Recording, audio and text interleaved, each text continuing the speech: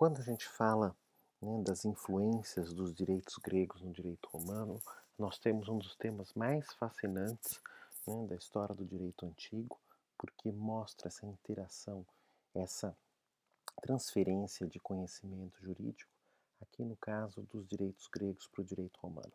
Né. O direito romano absorveu vários ensinamentos dos direitos gregos, na grande tradição romana, de absorver aquilo que se considerava importante, se considerava desenvolvido e romanizava-se isso, né, trazendo então para as características de Roma, aqui no caso do direito romano. Nós temos uma série de figuras jurídicas dos direitos gregos que foram absorvidas pelo direito romano, por exemplo, os chamados direitos reais e garantia, no direito privado, em que os gregos eram extremamente desenvolvidos em relação do comércio marítimo, por exemplo, por meio da anticrese, da hipoteca, termos que são claramente gregos, né, anticresis, hipoteque, que os romanos latinizaram.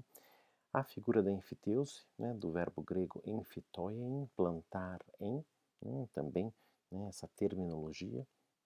Outra terminologia interessante aqui vinda, que a gente usa até hoje, contrato sinalagmático, zoom é mais alato, esse zoom é o com, né, com um outro, que é o sentido do sinalagmático, e outras questões de terminologia, por exemplo, heiros, grafo, heiros é mão, grafo, escrever, né, então o quirografário, o credor quirografário, aquele que tem, não tem uma garantia real. E além disso, nós temos aqui diversos exemplos que eu trago diretamente das fontes que mostram, essas influências dos direitos gregos no direito romano. Por exemplo, das limitações quanto ao sepultamento que nós falamos lá de Solon na aula passada. Então Cícero nos vai trazer, né, essa ideia, olha, translata de Solones fere legibus, ou seja, que vem das leis de Solon, e que, nas leis das 12 tábuas, que a gente sabe, né, veio, muito influenciada pelas leis de Solon, né, tem essa limitação, né, do que pode ser feito no sepultamento. Então, uma tunícula purpúrea, por exemplo, né, que está aqui na fonte, numa pequena túnica púrpura, porque ela custava muito, né, 10 tocadores de flautas e né, carpideiras, aquelas que choravam, né, lamentationem. Por que isso? Né, o que está por trás disso, né, são aqueles chamados luxus gesetze de Solon, que diminuíram essa ostentação, proibiram a ostentação para fim de que se dirima o conflito social. Então, da mesma forma, os romanos então copiaram isso de Solon, né, e aqui Cícero nos diz diretamente na Lei das 12 Tábuas, a gente tem como exemplo essas limitações do sepultamento que vêm das leis de Solon. Então, que claramente a gente tem uma fonte que vai nos dizer, né, olha, a nossa lei romana foi influenciada pelas leis de Solon.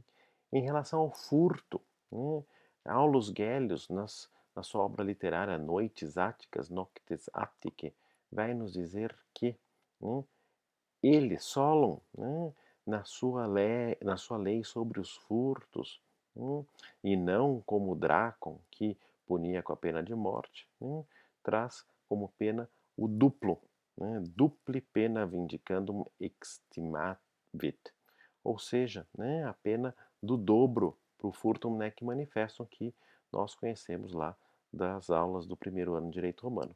E é o que Gaio vai nos dizer nas suas Institutas 390, que a pena para o furto do nec manifestum, nas leis per legem duodecim tabularum, ou seja, já nas leis das 12 tábuas, é do dobro, e que o pretor, então, conservou essa pena do dobro.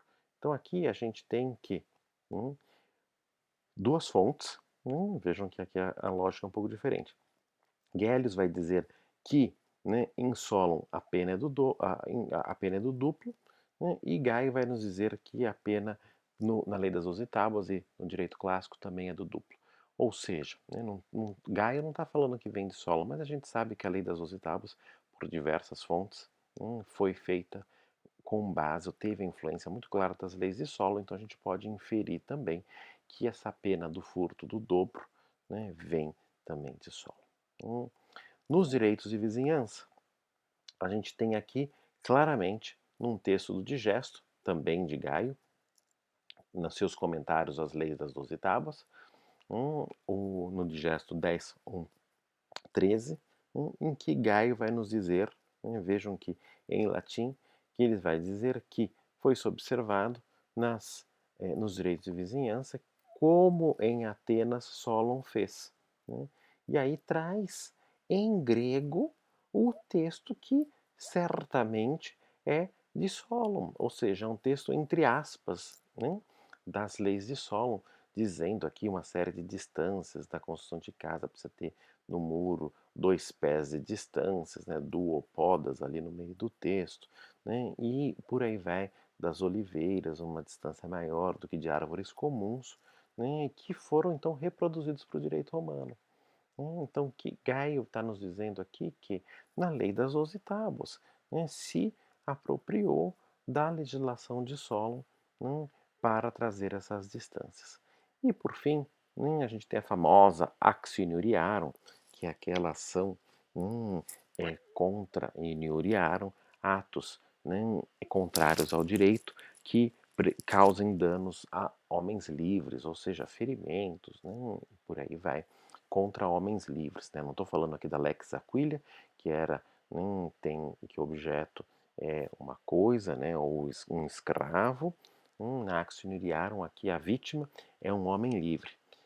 E lá na Colácio, é uma fonte bastante interessante que vai comparar direito hebraico com direito romano, vai se dizer que se deve fixar a pena da Actio Inuriarum, né, por meio de uma taxazione, de uma taxatio que o juiz vai determinar.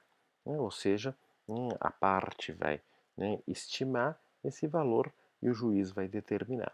E isso nós vamos encontrar em um papiro muito famoso chamado Dicaiômata, né, o papiro Halensis, P. Halensis 1, que está, né, lá na biblioteca da prefeitura de Halle, na Alemanha, sobre a hybris. A hybris, que é essa inúria grega, né, ática, que vai trazer, vai penalizar aquele que age com violência, também da mesma forma. E, muito interessantemente, vai ter praticamente esse mesmo texto dizendo que vai ser fixado pelo juiz, apesar das diferenças do processo ático.